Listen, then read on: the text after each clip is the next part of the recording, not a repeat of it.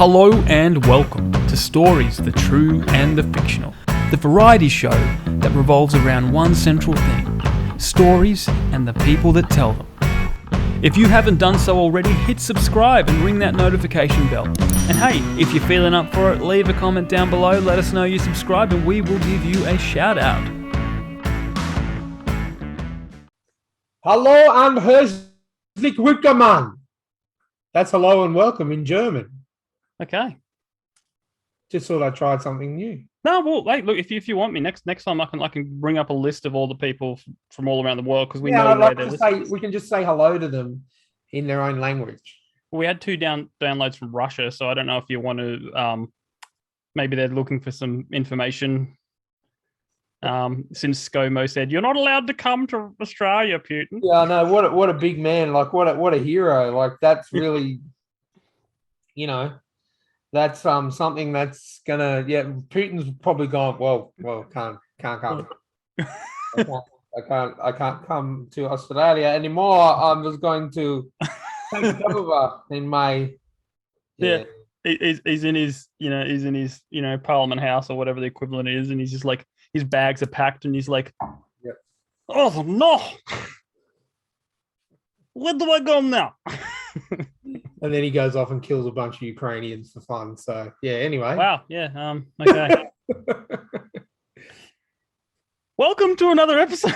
Be laughing, but I mean, man, I don't take anything seriously. Yeah. I don't watch. I haven't watched the news for about 10 years. Yeah, that's good. It's just ridiculous. Well, I get my news. I get enough. Any news I get from CNN, so I'm fine. Yeah. Well, welcome to our new subscribers on YouTube. We've cracked 1,000. Yeah, thank you, guys. Got a notification, and they said, "Hey, you can do a community post now." And I'm like, "What the heck is a community post?" What? It's like your YouTube channel turns into Facebook or something. No, you can just post stuff.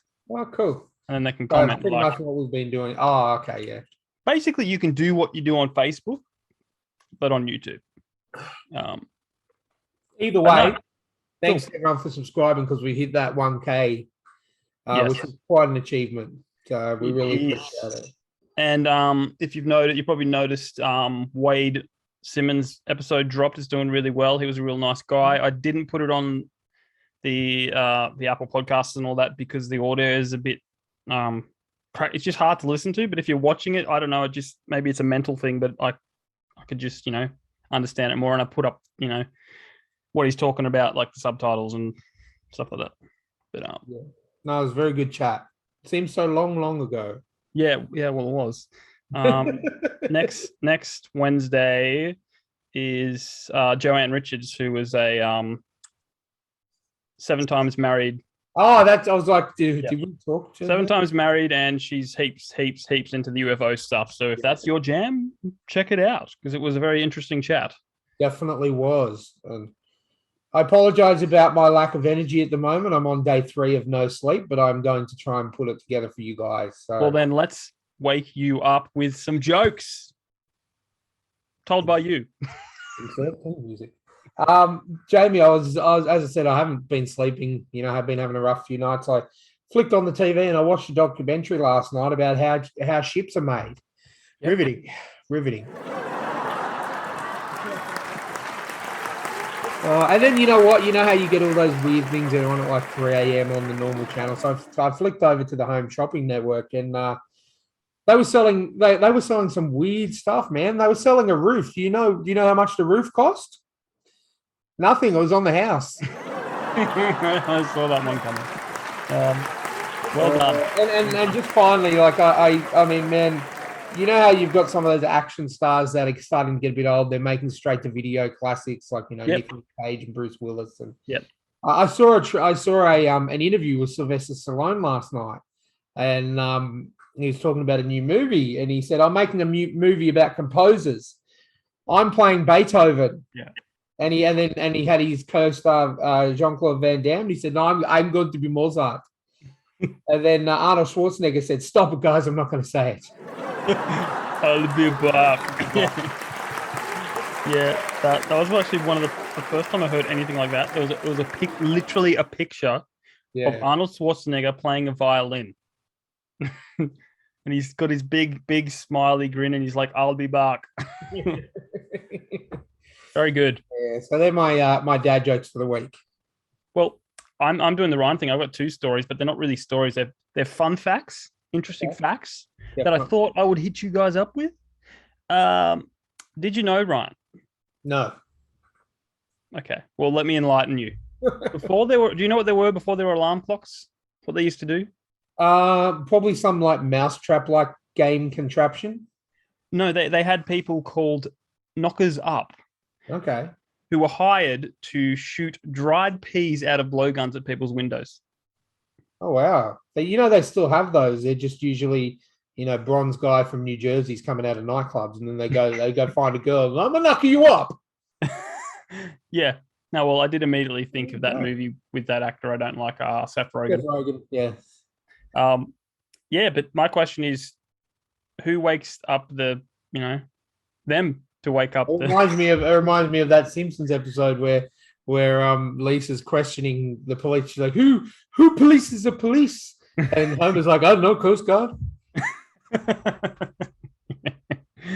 And my second story, this is just like a bit of like a woo, but not that. Do you know when the last execution by guillotine was? No. Evidently enough, it was like a day after Star Wars premiered. Really? That's how close, in the 70s, 60s, 70s, was 70, yeah, 77. 77. It dropped, yeah, okay. The article said the guillotine remained in use for nearly 2 centuries, dropping for the last time on September 10th, 1977. Nearly wow. Probably in like a smaller country or something. I don't know. No, it was still France. Yeah. France was still good. Well, yeah, because I think the last hanging in Australia was in the 50s. That was my namesake, Ronald Ryan. Oh. I do know about that because I used to get, when I was younger, you know how you can go to the paper shop and buy those like booklets, and the first one's 99 cents and the rest of them are $175 each. Well, there was one on like Australian killers, and I remember reading an article. It was 1950 something, and I'm pretty sure it was Ronald Ryan if you look that up. So it was a killer article, was it? Yes, it was. Very funny, Jamie. Well, I think this episode is going to be a bit of a short one, but we're still going to crack into this article. I found these are like news headlines from the 1900s, and when I say the 1900s, I don't mean all. It's easy for you, Jamie, because it's got lots of pictures too. Yeah, for you to put it up on the video. Yeah. So we'll go left to right, Ryan, just for us, because they can't see. Left or my right? On the shut up. Yes, but these are from the 1900s, and when I said the 1900s, I mean the from 1900 to 1910, or 1909. Yeah, these were some of the headlines, real headlines from the newspaper. Do you want to take it away, Ryan, with the first one? So the first one is, the headline is "Man Crosses Atlantic in a Box," and this one was from December 1901. Unable to afford the cost of a steerage ticket from Germany to America. See, that's why I said hello and welcome in German. That's just a coincidence. He was unable to afford a ticket from Germany to America. Johann Beck sealed himself inside a box and shipped himself as freight. He survived, although barely, because a storm delayed the ship at sea, causing him to run out of food several days before his arrival in America. So, and wonder if he regrets it. Wow, that's pretty full on. Yeah. It's like, I can't afford a ticket. What's the next best? Just stick me in a box. Nothing could go wrong. Right. Have you not seen, but well, he wouldn't have seen Buried with Ryan Reynolds, because that came out about 100 years later. Yeah. Well, it wasn't, when was the first film made? Who knows? It was probably Charlie Chaplin or something. No, the first full feature film was an Australian one. Oh, it was Green Lantern, wasn't it? Yes, Australians made Green Lantern in the 1900s. No. It was probably some version of fucking Ned Kelly or something. No, it was. There you go. I was joking. No, the very first full feature film in the world ever created was a Ned Kelly film. So, and Australians made so many films, and we would have been the filmmakers if not for our government going, these films make us look bad, no more. Was that the back in the first feature film? Was that the Mick Jagger one? He's old enough to be the 70s. I actually watched that the other day. It's on Stan. It's not half bad, but I mean, it's just Mick Jagger. Like it's like I just keep waiting for him to break into a Rolling Stones number. You know? Yeah. It's not bad. Like I'm not. It's a movie from the 70s. So I mean, that's what it's like. You know? Yeah. But if you want to check it out, viewers at home, it's on Stan in Australia. Yeah. I'm going to move on to an article or the headline that says Lobster Claw Violin. Check out the picture there. Or there. There. Now you have to put it there. Okay. There. Okay. Done. It's there. 1903. John Dadman. Not this man. That man. He was woke. In 1903. Ooh, he was woke before it was cool. John Dadham of Camden, New Jersey, not Australia, made a violin out of a giant lobster claw. The lobster from which the claw came had been caught in 1862. When played, the lobster violin was said to sound exactly like a normal wooden violin. Would you play a violin made from a lobster claw? Play violin. We should ask the guy from Yellow Card that we're trying to get on the podcast. Yeah. That'd actually be a good point. I'm calling him out. What's his name? Sean Mackin. Sean Mackin, I'm calling you out. Come on and answer our podcast. Have you actually messaged him? Not yet, no. Okay, so that's probably why he hasn't answered, because we haven't messaged it's on my list. It's on my list. Your list. Yes. I wanted to make sure we actually look above or below playing Horizon Forbidden West?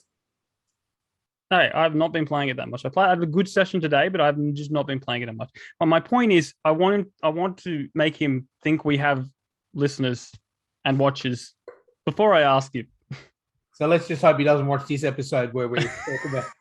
Yeah, because all our interviews have hundreds of downloads, and these ones have like 5.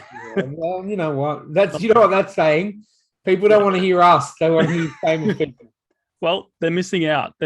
Tell us about Prayer Duel to the Death, Ryan. I shall. One guy looks like he's wearing a tea towel on his head, and the other one actually looked quite regal. So, Prayer Duel to the Death, June 1903. I'm going to get in trouble for this. Islamic leader Mirza Ghulam Ahmed challenged Christian evangelist. Yep. John Alexander Dowie to a prayer duel to the death. Ahmed claimed to be the second coming of Christ in the spirit, who would establish the final victory of Islam on earth. But Dowie, claiming to be the forerunner of Christ's return, insisted that Christ intended to destroy all Muslims. We're going to get in trouble for this one. No, it's an article.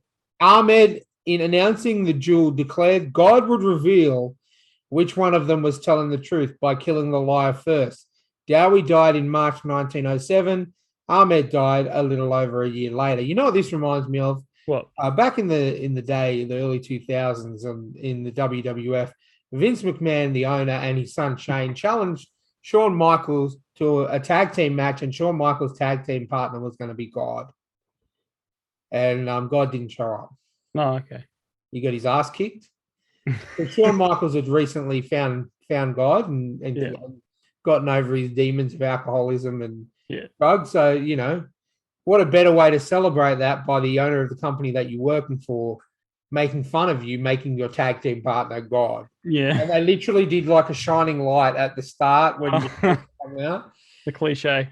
I'm not a religious person, but even I was a bit like, I mean, for listeners of this podcast, no, there's pretty much not much that I won't say, but I was like, okay. Yeah. But yeah, so that's it's interesting, you know. It's interesting. So basically, what they just had to pray for the rest of their lives, and whoever got killed first lost. Yeah. But okay, hear me out. Yep. If the Christian guy died first, he would meet God first. So therefore, wouldn't he be the winner? Yeah, and the Christian belief is that we live forever. There's life after death. So did he really die? It's starting to get really freaking white ring. We better just keep going. Moving along, right along. Come with us, atheists, if you haven't left already. I'm still phonograph. Is that how you say it? Phonograph. Phonograph School of Languages for Parrots, September 1903. In Philadelphia, a school opened described as the only institution of its kind in the world that taught parrots to speak by means of the new technology of the phonograph. That's one of those big things, with the conch horn sort of hanging over. So, yeah. The picture will be there. Oh, yeah. Don't know why I said it, because we're going to put a picture. Oh, it's going to be, audio for the, for the podcast. Podcasters, for those who are jogging and driving. Watch out for that cat. Don't run it over. If you're jogging and driving, you got a problem. Why are you running in your car, you idiot? Hey, dude, it's a new world. It's a whole new world. Its founder of the phonograph, Mrs. Jacob Hope, launched the school with a record that repeated the phrase "Polly wants a cracker" 1,000 times. She later expanded to offer other phrases. The fee for a 6-month term was $40. Imagine $40 back then, though. $40. That was the first. Was this the first, subscription? Yeah, it was the first online course. Before the internet. Yep. But it costs more if you wanted to teach the bird French or German. Yeah, it costs more if you wanted to. Yeah, if you wanted to turn your parrot into an assassin, that was an extra fee. Yeah, that's interesting. The birth of the first subscription. If anyone knows of a subscription earlier than that, let us know in the comments below. They're probably already dead if they do, but yes. Oh, okay. I remember. I'm old enough to remember when Netflix was DVDs. Yeah, because I heard it was almost Blockbuster. Well, it wasn't. We didn't get the DVDs out here, but what we did is we got Telstra. Yeah. You could offer a similar service where you could join up and you pay a certain amount. It was unlimited. You just watch it, you return it, you have a whole list, and they'll just send you whatever they've got. Yeah. But you used to get all the shit ones because everyone would be like, I want to watch whatever. Yeah. And they'd get rid of all them, and then you'd have to have like a second, third, fourth, and fifth pick. Yeah. And then you'd end up with like bloody Ernest Goes to Christmas or something. Hey, those movies are solid. Oh man, some of them were, but then they just got ridiculous. It was like Ernest Goes to the Grocery Store. I don't remember any of them. All I remember is watching them, enjoying watching them, but I remember nothing about them. Yeah, it wasn't too bad. I mean, he kind of segued himself into like a block character. You know what I mean? Like he couldn't really do it. Jim Varney. It was the guy's name was Jim Varney. Yeah, who played Ernest. But yeah, I mean, look, they were good when we were little, but not so much anymore. Yeah. But I'm going to tell you about peas. They mean something, don't they? Peas do mean something. In April 1904, a young lady, attractively dressed in green, entered the offices of city officials in Oshkosh. Isn't that a shoe, like Oshkosh or something? I don't know, Wisconsin. Opened a bag of dried peas, threw a handful on the floor, and left after saying, "Peas mean something." Was this the first like Black Lives Matter thing? Like the protest? Well, there's a lot of weird protests back there. I read something recently about females in the 1920s or 30s. Yeah, women, should I say? Don't use that word. That's disgusting. Protesting for the right to smoke. Yeah, it's just like random, like But it's just. I mean, it could have been the first recorded protest, I guess. Yeah, but probably the first one that didn't end in death, because I think. Oh, death of the peas, though. Well, that's interesting. Peas are never the same. Yeah. No, that's an interesting thought. Like, isn't she killing the peas by throwing them? Yeah, I think this was before mental health was sort of looked at as something that needed to be looked at. I think maybe you never know if they followed her home, she might have been talking to a tree or something. But how many movies have we seen, TV shows, like random episodes with people that are insane and then they end up being right? Yeah. Well, what's that thing? Are you still classified as paranoid if everyone's out to get you? or something like that. Yeah. So Yeah. who knows? Oh. Who knows? Yeah. Cool. I'm going to tell you about April 1904. Mm-hmm. To I prevent think we've spoken about this before. Some version of this, yeah. of the little bells. No, well, this is different. Having a profound fear of being buried alive, Frances Power Cobb, one of the leading campaigners for women's suffrage, included instructions in her will that following her death, a doctor should perform on my body the operation of completely severing the arteries of the neck and windpipe so to render any revival in the grave absolutely impossible. If this was done, all other bequests in her will were to be null and void when she died. Dr. Walter Hadwin of Gloucester carried out the post-mortem. Clearly, this lady had been watching some zombie films and was worried about the dead coming back to life. And Jamie, can I ask you, have we had anyone subscribe to Buy Me a Coffee yet? No. Okay, that's why you pronounce that town wrong, because we haven't been able to afford to give you pronunciation. Yeah. It's Gloucester. Gloucester. I think it depends about where you come from, mate. It's actually a place in England and it's pronounced Gloucester. Gloucester? Yes. Well, they need to drop the E. They need to drop the C and the U and add a couple They need to drop the Jamie and the Bryden because. All right, you want to read the rest of the show? See ya. And me and Spider-Man got this. We got this. Me and Peter Porker. I swear I've heard Gloucester. No, it's not. Something Glouse. No, you've been watching Supernatural too much. It's Winchester. No. I mean, in all seriousness, it's Gloucester. Okay, fine. Only because I know the place. That's all. Well, Rebecca Castles, if you're listening, I didn't finish school. He likes me better anyway. Still got a publishing deal, but you know. Oh, okay. I finished school and I still have a job. Yeah, but I've been known to semi-retire every now and again. Oh, I semi-retire. Fuck off. Anyway, the next one is called "Death of the Human Ostrich," and this was from July 1906. Robert Naismith, who made a living by exhibiting himself, as you do, as a human ostrich. Swallowing nails, glass, hat pins, and stones, died in a London workhouse. An autopsy revealed that the nails and hat pins which riddled his body were the cause of his death.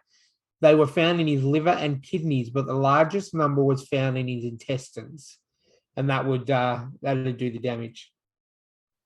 And just to not be a pain, it's actually pronounced Neil Smythe. Robert Neil Smythe. It's actually spelled Naysmi. Yeah, but the A is silent.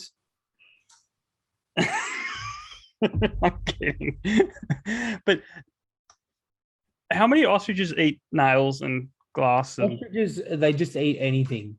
Are you sure? Yeah. Oh, I've heard of it. Like the emus are normal. Like they just eat, their normal mixtures and grass and stuff. But apparently, it's like the ostriches burying their heads in the sand. So apparently, they just eat anything.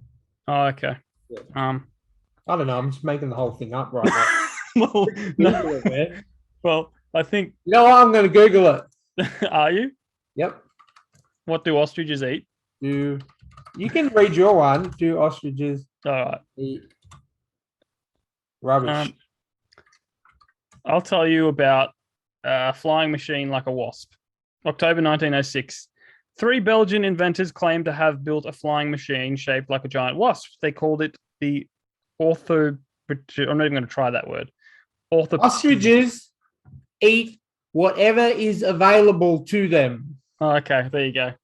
Don't leave them in a hardware store. That was the animalfactguide.com. Okay. That's some real research there. Why they pay me the big bucks. All right, yeah. So there's a flying machine. I can't pronounce the. Where is it? Orthopter. Orthopter. Just go with orthopter. orthopter. It rose from the ground of means by flapping its wings made of silk and then used gigantic aluminium propellers to move forward. Despite claims of a successful flight, there was never a public demonstration of the insect aircraft. Okay, so this is a case of I did it. Yeah. I was there to watch it. No one. But it happened. It's like Mystery Men. Have you ever watched Mystery Men? I have, yeah. Yeah, it's like Kel Mitchell, whatever. I can only turn invisible when no one's watching. Yeah. That's what it is. Yeah. That's a bit funny. Hey Jamie, guess what? What? I built an insect flying machine and I flew it around outside today. No kidding. Yeah, no one saw it, but why didn't you start with that? They're like, oh, I did this. Oh, Ryan's like the cat does not look like it wants to be held like that, Ryan. Viewers, say hello to Mavis. What about the listeners? Listeners, you can't see it. Well, that's. I mean, I could just go down to the paper and go, "Hey, guess what? I just took a dump the size of a 6-foot person." A lot of people like to brag. Like honestly, like he may have built like a little paper airplane, and then just embellished it. It's quite possible. Mm-hmm. Okay, I'm going to tell you about a wee tot. Oh, this is great.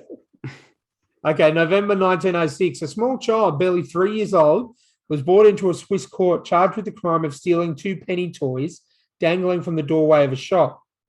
The child admitted to the crime, but explained, though he could not yet speak well, that he did not have any toys like the other boys.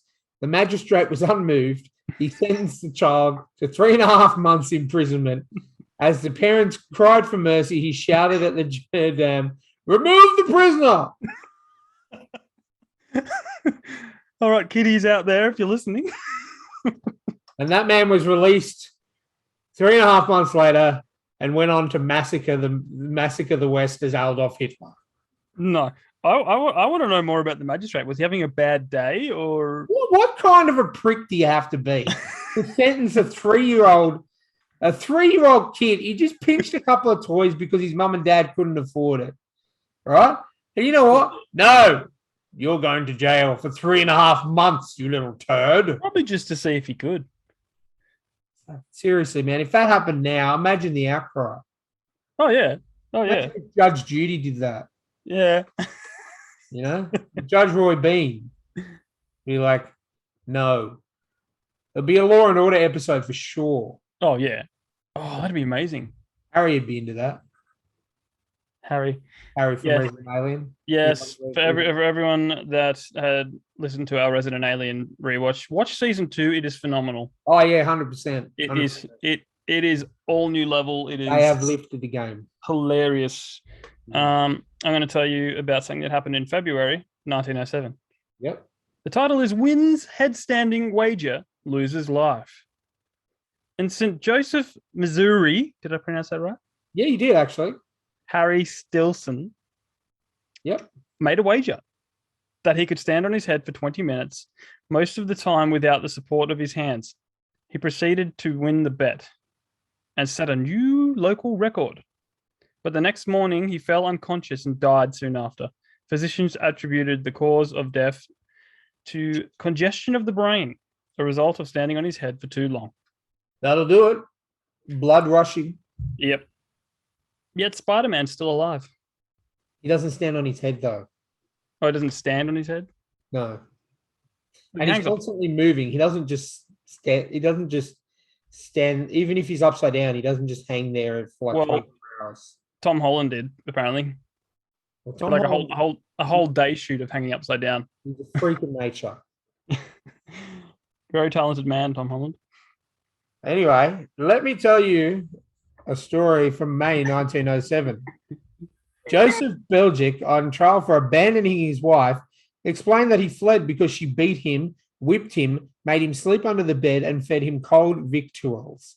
His wife readily affirmed all of this, though noted, "When he is good, I don't beat him." Belgic offered to pay his wife $6 a week if he could stay away.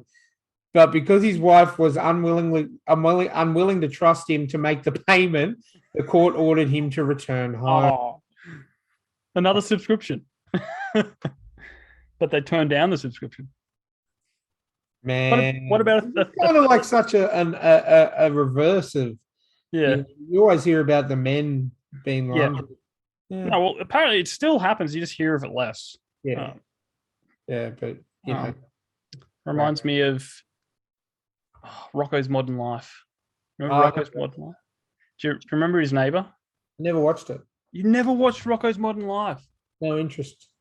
Oh, but it's about an Australian wallaby. Yeah, I understand that, mate. But I had better things to do, like watch Pokemon and Spider-Man. Well, Rocco's Modern Life came out before Pokemon and Spider-Man. Well, then I was probably like crawling around. And did you watch Ren and Stimpy?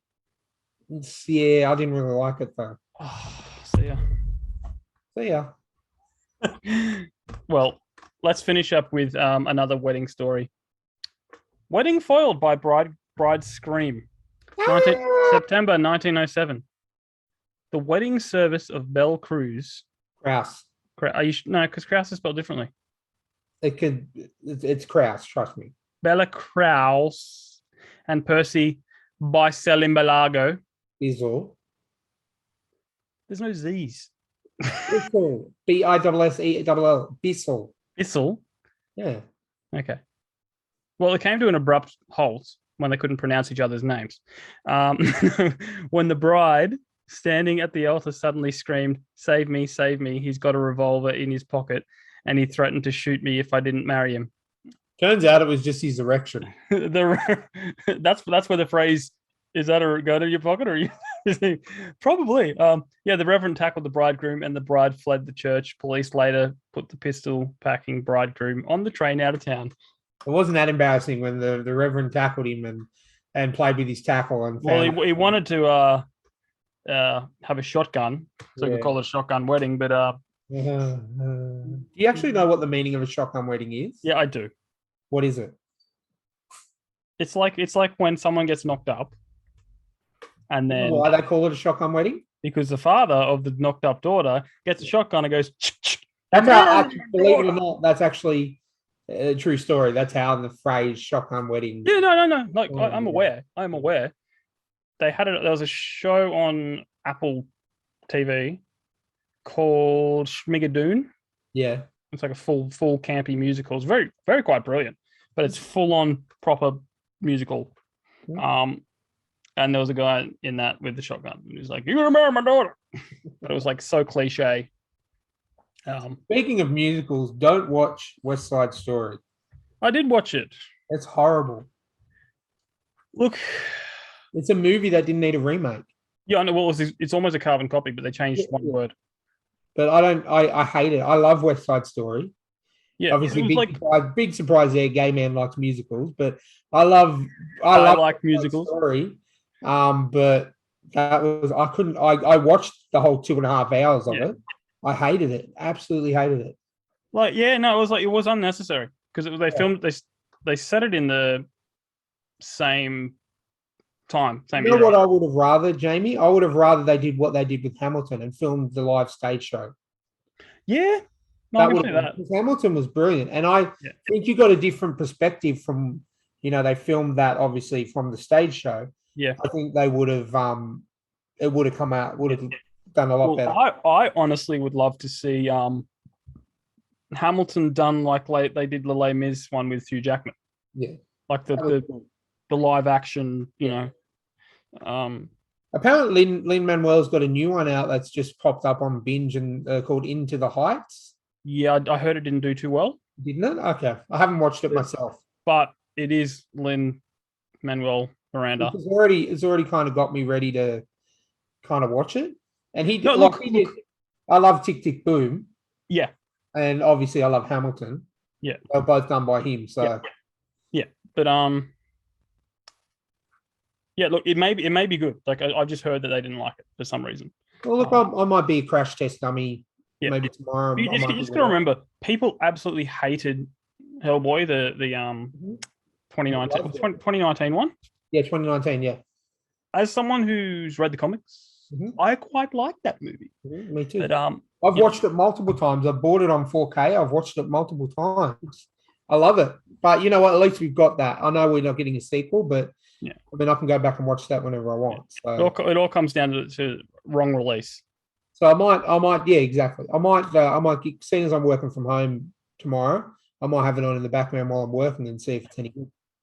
Cool. I'll let you know, listeners. Well, let's move on to Ryan's recommendations. Have you got anything recommending? Yeah, I've got a couple of things actually. I know you recommended not to watch West Side Story. Yeah.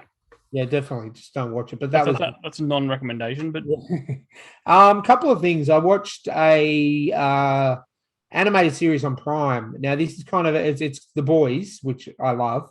Yep. It's called The Boys Diabolical. It's a 9-episode animated series, kind of different. It's like an anthology, so each episode's different. A lot of famous people in this. Don Cheadle, obviously Homelander's the guy who plays Homelander. Like a lot of the original cast returned for it. There's a episode with Joe DiMaggio who he's done the most recent iterations of the Joker after Mark Hamill finished up. Really, really a lot of famous people in it. Really great. Look, the episodes go maximum 14 minutes. And it just shows you some different superhero groups and all that kind of thing. I definitely recommend it. It's on Prime now. And Eric Kripke actually said some things that happen in some of the episodes is canon for the show. Oh, cool. And obviously we got the trailer for season 3 with Jensen Ackles as Soldier Boy, which is... I wonder why Jensen Ackles coming in. Eric Kripke. Eric, no, but I mean, we all know Jensen Ackles is a massive comic book nerd. I mean, he's voiced Batman. He's voiced the Red Hood. He's done a lot of work. So yeah, I'm looking forward to season 3. Yeah, I'm going to do a rewatch of season 1 and 2 as I always do. And the other thing I wanted to recommend is, my second recommendation is The Adam Project. On Netflix, which is Mark Ruffalo, Jennifer Garner, Ryan Reynolds. Time traveling movie, lots of things that look a lot like lightsabers, but are not officially lightsabers, even though the kid goes, "Hey, that's a lightsaber." But I think pretty much Ryan Reynolds is allowed to do whatever the hell he wants. This is his second movie with Sean Levy, I think. After Free Guy, and the third movie with Sean Levy is going to be Deadpool 3. So. Correct. Very, very happy with that. Look, it was a great movie. I watched it the other morning. I watched it in one sitting. I really enjoyed it. It's kind of like a, it's a good sort of. I call it the double hero's journey because obviously you've got the premise of it is, Ryan Reynolds is from 2050. Something happens. Someone invents time travel. He goes through and he has to go back in time for a certain reason. I'm not going to spoil it. And then he ends up going to the wrong time and meets up with his younger self, who is sort of giving his mum a hard time after his dad passed away. And I think it's a hero's journey for both of them, for little Adam and, obviously everything that happens. Fantastic movie, great cast. Zoe Saldana, who was Gamora, as said, Mark Ruffalo, Jennifer Garner, Ryan Reynolds. I don't know the name of the bad lady, but I thought she was really good. And just, some of the fight scenes, with Ryan Reynolds and a certain other character, with those, whatever those soldiers were, it was just absolutely amazing. They wasn't bad. We have like stormtroopers, but they were disintegrating. You watched it too, Jamie? I watched it, but I didn't absolutely love it, but I watched it in the sense that I one sitting, didn't look away. Yeah. But I don't feel like enjoyable. It was something different. Yeah. And I've been watching a lot of horror lately, and I just took a gamble on this because I'm like, I like Ryan Reynolds. And it didn't let me down. And Sean Levy, I mean, man, I love Free Guy. Yeah. And as soon as I heard the third one of that we're working together with is Deadpool 3, I thought, this has got to be pretty good. I really enjoyed it. I have a feeling that there's probably some Disney money in there too. The fact that they mentioned a lot of Star Wars stuff and it wasn't sort of implied, like they actually used words and stuff like that. But yeah, let's make references. Yeah, it was enjoyable. It was very enjoyable on a Sunday morning. Adam Project and The Boys Diabolical. Boys Diabolical is on Prime everywhere. US, wherever you are, it's on Prime because it's made by Prime. And the Adam Project is a Netflix movie, so it'll be on Netflix everywhere as well. Cool. Well, you know what time it is? It's time for my favorite segment. Until you people start sending us. No, we agreed on this. Let me finish. We don't want them to do it. Okay. I just want to keep reading yours out. Well, let's hear from them. Do you want us to keep doing this? I'm probably going to keep doing this anyway. But do you want us to keep doing it, or are you going to finally send us stories? Like, it can even be like, hey, I went down the shops and I actually heard a funny story the other day. Just got an email in our stories, true and the fictional inbox, and it says we don't want to send stories. We just want to hear your spam. So, like, that's the people have spoken. That's the fastest email we've ever got. No, and I don't even know the login details, so I'm doing well. Well, you're a good hacker there. Anyway, this is from Lisa Muna or Muna. I don't know how you pronounce words. How do you spell it? Muna. Muna. I have no issues making fun of her because clearly she's a spam person. Could be a he. You don't know. Lisa Muna. Okay. Dear friend. Already in the friend zone. Yeah. Could be more later. It's just a challenge, mate. It's not that hard to get out of the friend zone. I'm happy to inform you that I finally succeeded in getting the funds transferred under the cooperation of a new partner from India. Oh, excellent. Rolly. Presently, I'm in India for investment projects with my own share of the money and also on charity work to less privileges. And charity work gives less privileges. to the less privileges and the orphanages. Meanwhile, I didn't forget your past efforts to assist me. What did you do to assist her in the past, Jamie? Clearly, I back to 1955 and show them the sound that they'll get later. Yeah, pretty much. Time travel. After your inability to cooperate, I found a new partner who helped in getting those funds transferred to charity work. Hold on. She's thanking you for your help in previous, but then she's saying you were unable to perform sexually and she had to find someone else. No, after your inability to cooperate, I found a new partner who helped in getting those funds transferred for charity work. Please use this share of the money for yourself. Don't mind if I do. You did fuck all, and she's going to give you all this money. And also invest some on charity work in your country. So I got to be charity again. Damn it. But you know what? Find a stripper named Charity and just give her $100 in ones. Or I can just, get someone to change. Then I can. You. I'll do it. You can change your name to Charity. How much? How much are you gonna pay me? $1.50. $1.7 gazillion dollar. 27 US state dollar. So I left a Visa card of $850,000 US dollars. Wow. For you as compensation for your past effort. Contact my office manager and give her your complete address so we can send you the Visa card through courier delivery logistics. I don't think they operate in my country, but sure. Her name is Miss Lisa Muna. That's really funny. It says note, the Visa card is an international Visa card and you can cash it in at any ATM. Just in case you were questioning that, the validity of the email. Yeah, but here's the funny thing. It says, please, contact my manager. Her name is Miss Lisa Muna. And then at the end of it, it goes, regards, Lisa Muna.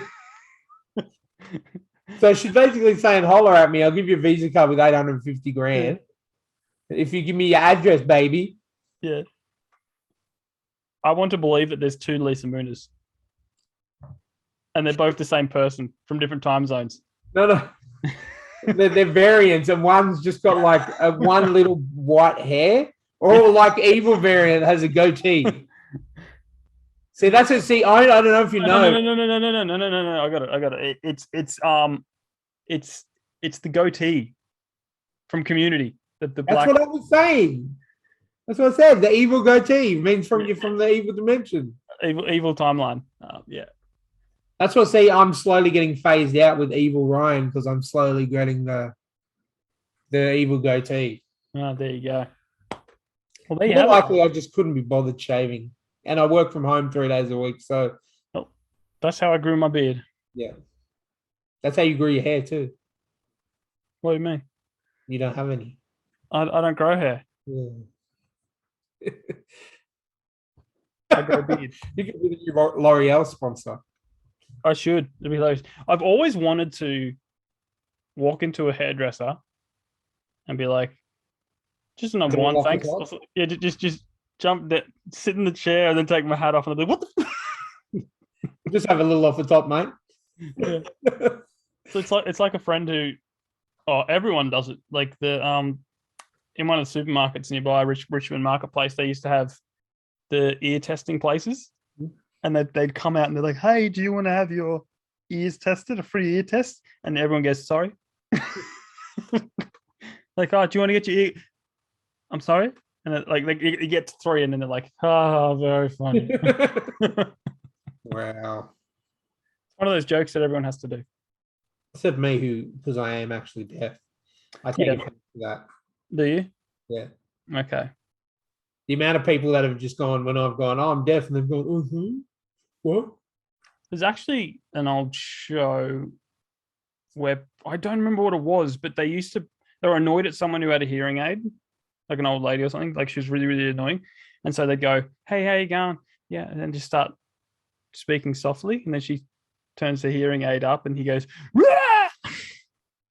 Or some sitcom. I can't remember what it was. That would generate a punch in the face from me. Oh, from you, yeah. But I'll give him a good Glasgow kiss, the headbutt.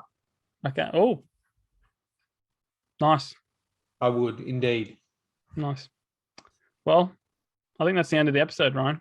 It is the end of the episode. It's been lovely chatting with you. Yes, as always. It's been lovely chatting with you at home in the audience. Yes. If you feel generous, hit us up at buymeacoffee.com/STTATF. And if you have any spam mail, feel free to forward it to thetrueandthefictional@gmail.com. Yeah.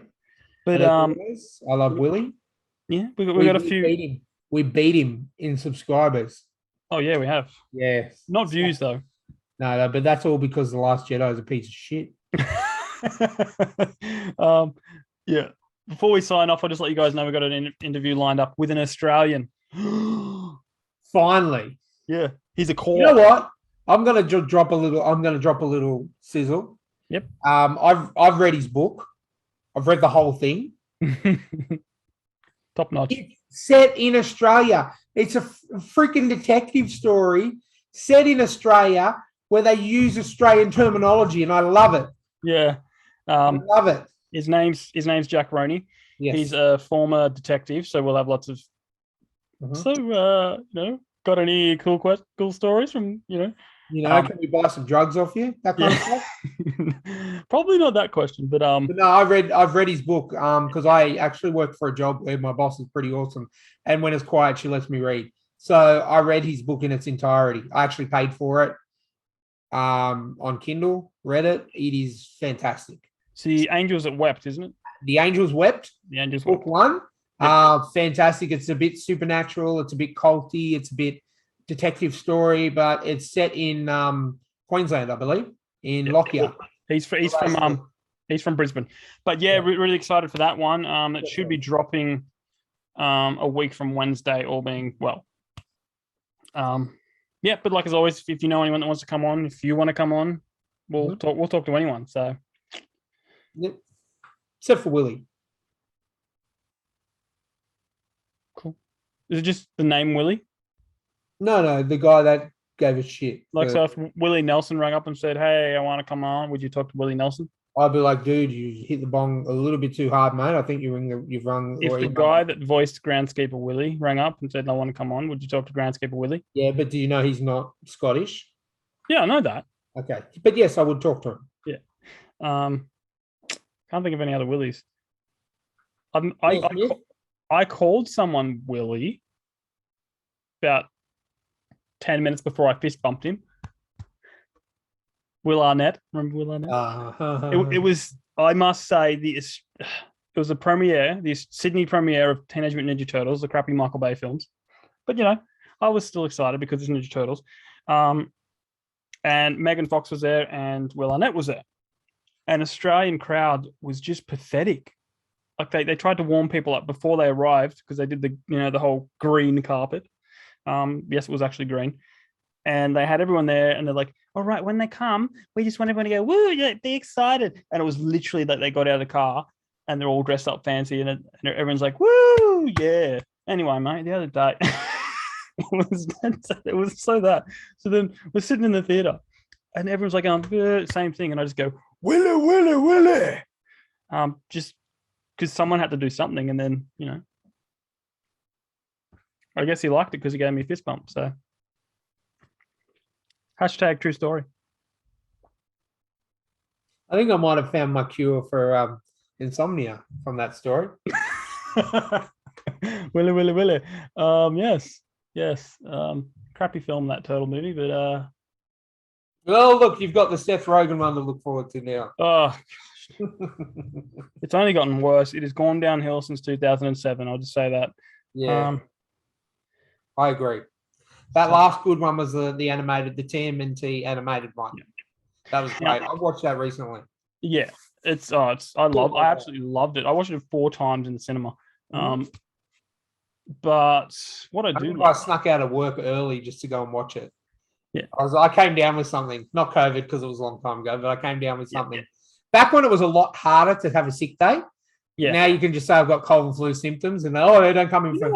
I've never had problem getting a day off work. Like when we used to play in bands, I used to just go to the boss and go, I got a gig on Friday, can't come in. He's like, yeah, cool. Like it was that easy. He said, as long as I give enough notice, whatever. Well, look, when you work in call centers, man, they're just like really anal. Yeah. A massive fight to try and get time off. So it would be easier for me to just have a sick day. Yeah. But the only downside for me is like at that job that I was at, work would build up. Yeah. So if I took a day off, I would notice because I was the only one that did that work. Exactly. Yeah, cool. Anyway. Did we stop recording or we still? No, we didn't. We're still wow. I thought we were talking after the show. Okay. No.